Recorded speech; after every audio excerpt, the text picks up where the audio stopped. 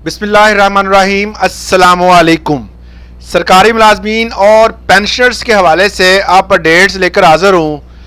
एक बहुत बड़ा एहतजाज जो है वो कराची में किया गया असातिज़ा की तरफ से, सरकारी मुलाजमीन की तरफ से अपनी तनख्वाहों में इजाफा और वफाक की सतह पर जिस तरह ऐलान किया गया है डिस्पैरिटी का और ये अलाउंसेस का, उसी हवाले से उन तमाम अलाउंसेस को सूबे में भी तमाम सरकारी मुलाजमीन को देने के लिए एहतजाज था और इस हवाले से एहतजाज बड़ी कुव्वत पकड़ गया, जिसकी वजह से तमाम तर जो भी मुतलका अदारे थे उन्होंने लाठी चार्ज किया। अहवाल क्या है, बाद में उनके दरमियान एग्रीमेंट हुआ। एग्रीमेंट क्या है उसको डिस्कस करेंगे। डिस्पैरिटी में खात्मा करना चाहते थे मगर वफाक और सूबाई मुलाजमीन के दरमियान डिस्पैरिटी ज़्यादा पैदा हो गई, क्योंकि तमाम तर वफाक में ऐलान होने वाला जो भी डिस्पैरिटी अलाउंस, जो तनख्वाह में इजाफा, वो सूबाई सतह पर ना मिल सका। सरकारी मुलाजमीन के लिए एक बड़े बोनस का ऐलान किया गया है। वो बोनस क्या है, किन मुलाजमीन को मिलेगा, उस पर जिक्र करेंगे। पंजाब और केपी में जो ऐलानात किए गए थे, डेट करीब आती जा रही है। जो वादे किए थे, क्या वो वादे पूरे होते हुए नजर आ रहे हैं या दोबारा फिर असातिज़ा, तमाम तर सरकारी मुलाजमीन सूबाई सतह पर एहतजाज करने के लिए तैयार बैठे हैं। तमाम खबरें आज की इस वीडियो में देंगे, मगर उससे पहले तमाम दोस्तों से दरख्वास्त के 85% दोस्त हमें वॉच करते हैं, सब्सक्राइब नहीं करते। दोस्तों तमाम से गुजारिश है कि इसको सब्सक्राइब कर लिया करें। जो दोस्त सब्सक्राइब कर लेते हैं, डन का या अपने कमेंट का जो इजहार ख्याल लाजमी किया करें। वीडियो अच्छी लगी हो तो इसको शेयर लाजमी किए। सबसे पहले महकमा तालीम की तरफ जाएं तो सिंध में कराची में सबसे बड़ा एहतजाज हुआ। तमाम तरह असातिज़ा जो थे और इसके साथ एक पॉलिटिकल पार्टी जो थी वो भी शामिल थी और उन्होंने भी इनके एहतजाज में भरपूर हिस्सा लिया। और इनकी तादाद तब खासी हो गई जब असातिज़ा के लिए, जो टीचर्स के लिए टेस्ट था, वो भर्ती होने के लिए जो बच्चे आए थे या दोस्त आए थे, वो भी इसी एहतजाज में शामिल हो गए, क्योंकि उनको इल्म था कि अगर इनकी तनख्वाहें बढ़ी तो ऑटोमेटिकली हमारी भी बढ़ेंगी। अगर हमारी जो है वो अगर सिलेक्शन हो जाती है तो हमारी भी तो बढ़नी है ना। तो वो जो भर्ती होने के लिए आए थे हजारों बंदे, वो भी इसी एहतजाज का हिस्सा बन गए और एहतजाज इतनी कुव्वत पकड़ गया कि तमाम तर जितने भी वो लोग थे उन्होंने मूवमेंट स्टार्ट की सरकारी अदारों की तरफ। तो जब मूवमेंट स्टार्ट हुई तो पुलिस और मुतलका अदारों ने उन पर लाठी चार्ज किया। मैं हमेशा ये कहता हूं कि जब भी आप एहतजाज करें तो मुल्क की सालमियत, मुल्क के अदारों और लॉ एंड ऑर्डर की सूरत हाल को मद्देनजर रखें। ये आपका राइट है कि आप एहतजाज करें, डेमोक्रेटिक राइट है। और ये आपका राइट नहीं है कि आप किसी भी जगह पर जाकर उसके दरवाजे को तोड़ें, वहां पर अंदर जाने की कोशिश करें, क्योंकि सिक्योरिटी जो है वो अपना, जो अदारे हैं वो अपना काम करते हैं। एक मखसूस बाउंड्री होती है तमाम अदारों की। अगर आप किसी भी अदारे में जाएं, चाहे आप जो ऐवान सदर जाएं, चाहे आप गवर्नर हाउस जाएं या आप वजीर आला हाउस या वजीर आजम हाउस जाएं, तो उसके दरमियान में एक खास किस्म का जो है वो एक कह सकते हैं कि सिक्योरिटी के लिए एक वाया रखा जाता है, एक ऐसा एरिया रखा जाता है जिससे आगे आप मूव नहीं कर सकते। क्योंकि आपको इल्म ही होगा कि जो मामलात पाकिस्तान में आजकल लॉ एंड ऑर्डर के हैं, तो लिहाजा मूवमेंट हुई, किसकी गलती थी ये डिस्कस नहीं करते, मगर वहां पर लाठी चार्ज हुआ। मगर बाद में ये तमाम चीजें जो हैं वो डिस्कशन की, बाद में ये तमाम चीजें डिस्कस करने के बाद इनके जो भी मुतालबात थे वो मानने के लिए कमेटी बन गई, उनके दरमियान मुआहदे तय पा गए। अब यहां पर एहतजाज फिर दोबारा खत्म हो गया। इसी तरह का एहतजाज पंजाब और केपी में भी हुआ था। केपी के में वज़रा ने वादा किया था और पंजाब में जनाब डीएसपी और एएसपी साहब ने वादा किया था। اب D S P A S P صاحب جو ہے وہ اپنی ذمہ داری نبھا رہے تھے. اب وعدہ کس نے کیا تھا؟ وہ بندہ کوئی بھی نہیں جو کہ حکومتی سطح پر جس کے ساتھ آپ بیٹھ کر دوبارہ جو ہے وہ مذاکرات کی دعوت دے سکیں یا کر سکیں.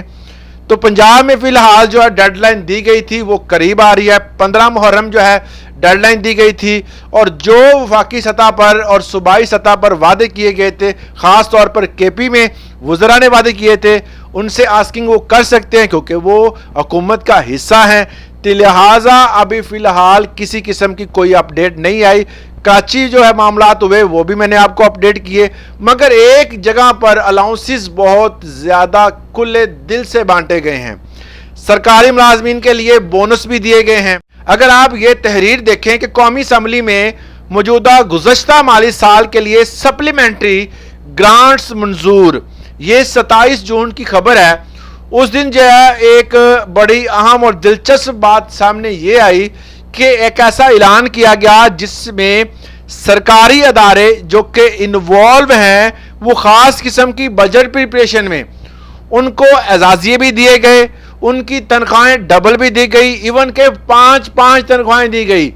اب دوست کہہ رہے ہوں گے وہ کون سے ادارے ہیں جو بجٹ پریپریشن میں شامل تھے, وہ بھی میں آپ کو بتاتا ہوں, مگر اس سے پہلے دیکھیں قومی اسمبلی میں موجود گزشتہ مالی سال کے لیے سپلیمنٹری گرانٹس کثرت رائے سے منظور, اور وزیر خزانہ محمد اورنگزیب نے بجٹ کی منظوری کا عمل مکمل ہونے پر ایوان کا شکریہ ادا کیا. قومی اسمبلی نے آئندہ وفاقی بجٹ کے بعد موجودہ گزشتہ مالی سال کے لیے ضمنی گرانٹس کی بھی کثرت رائے سے منظوری کر لی.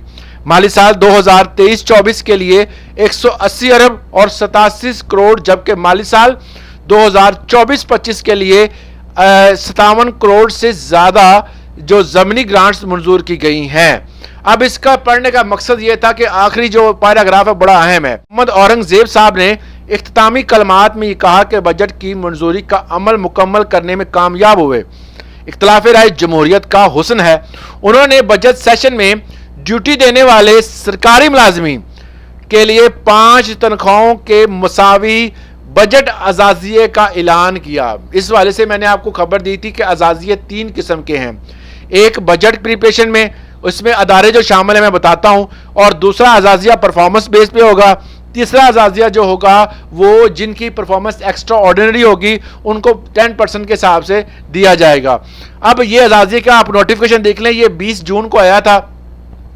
اس کے بعد جب پتہ چلا کہ یہ اعزازیہ ملنا کن کو ہے, میں وہ ادارے آپ کو بتا دوں کہ the only employees the posted in finance division, revenue division, federal board of revenue, planning and development, اس کے بعد special initiative divisions, national assembly, اس کے علاوہ senate secretariat, prime minister office and shall be eligible for grant the budget. اس میں جو budget preparation میں یہ ادارے, یہ وہ ادارے ہیں, یہ وہی ادارے ہیں جو جناب کے قریب ترین ہیں, یہ وہی وہ ادارے ہیں جو کہ جناب کے سرکل میں آتے ہیں. اس کے علاوہ یہ وہی ملازمین ہیں جو کہ ان کے ارد گرد ان کی خوشامد کرتے ہیں. باقی کسی ادارے کو یہ 5 تنخواہیں نہیں ملنی, یہ صرف انہی کو ملنی ہے. تو یہ معاملات, جب ایسے معاملات ہوں گے تو ڈسپیرٹی ختم نہیں ہوگی, ڈسپیرٹی پیدا ہوگی, کیونکہ سندھ میں, بلوچستان میں, کے پی میں, کشمیر میں اور اسی طرح جو ہمارے جو باقی ڈپارٹمنٹس ہیں وہ وفاق سے دور نہیں ہیں. آپ وفاق کی سطح پر جو اعلان دیتا ہے ایٹ لیسٹ وہ ہمارے صوبائی ملازمین کو بھی ملنا چاہیے. یہ 5 تنخواہیں ان اداروں کو تو دے دی گئی ہیں, باقی ادارے والے کیا وہ آپ کے کچھ نہیں لگتے, ان کو بھی ملنا چاہیے. اب ان کے لیے انہوں نے کہا ہے جی وہ پرفارمنس بیس پہ ہوگا, ان میں بیسٹ پرفارمنس کے لیے بھی انہوں نے 10% کوٹا رکھا ہے, اور باقی جو ہے وہ جو اچھی پرفارمنس پر جو ہے وہ اعزازیہ ان کو بھی دے گا. ٹیچرز کے بارے سے بات کی تھی, انہوں نے کہا تھا جی ٹیچر کو ڈسپلنٹی ان کی پرفارمنس بیس پہ دیا جائے گا, مطلب ان کی پرفارمنس جتنی اچھی ہوگی یہ رینکنگ کون سیٹ کرے گا, حکومتی ادارے سیٹ کریں گے. اب جناب پنجاب کے لیول پر آپ کو پتہ ہے کس طرح کام ہو رہا ہے کہ وہ پرائیویٹائز کر رہے ہیں, تو پرفارمنس کس طرح آپ بہتر کریں گے, تو کس طرح کون بتائے گا جی فلاں ٹیچر کی اچھی ہے پرفارمنس.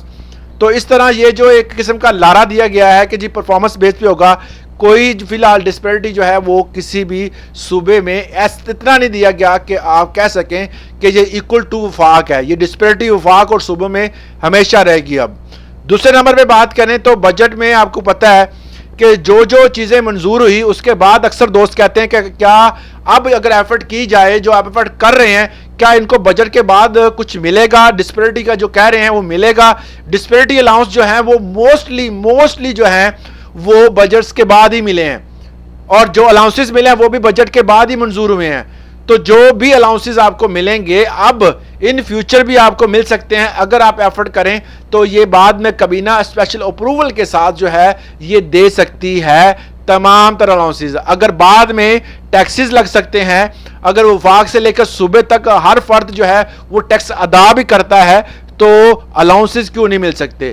ہر چیز کے لیے گنجائش ہوتی ہے. احتجاج آپ کا جو آئینی حق ہے، مگر آئینی حق آپ کو قطعی یہ اجازت نہیں دیتا کہ آپ ملک کی سالمیت اور کسی طرح کی کوئی بھی پراپرٹی جو کہ گورنمنٹ کے انڈر ہے اس کو نقصان پہنچائیں.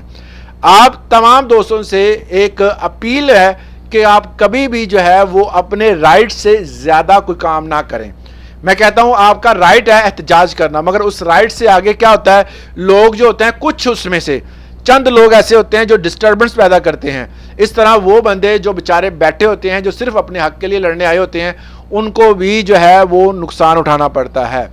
تو بہتر یہی ہے کہ اپنے رائٹ کا بہتر استعمال کریں اور اپنا احتجاج ریکارڈ کروائیں حکومتی سطح پر، اور اپنے نمائندے جو آپ نے چوز کیے ہیں آپ کے پاس جو M P M N A's ہیں ان کے پاس جائیں، انہیں کہیں آپ ہمارے حق میں بولنے جا کر ایوانوں میں بیٹھ کر آپ اے سی کی ہوا لینے جاتے ہیں، آپ سونے جاتے ہیں، آپ جا کر ہماری بات کریں. آپ اپنے اپنے حلقے میں جا کر جو آپ کے ایم پی اے ہیں ایم این ایز ہیں ان سے بات کریں جناب کہ آپ نے ہمارے حق میں بات کرنی ہے. کیونکہ آج کل تو ہر سیشن آن لائن ہوتا ہے، پتہ چل جاتا ہے کون بھائی سو رہا تھا اور کون بات کر رہا تھا. تو اس حوالے سے آپ کی رائے کیا ہے کمنٹ سیکشن میں ضرور دیجیے گا. آج کے لیے اتنے اجازت دیں. اللہ حافظ.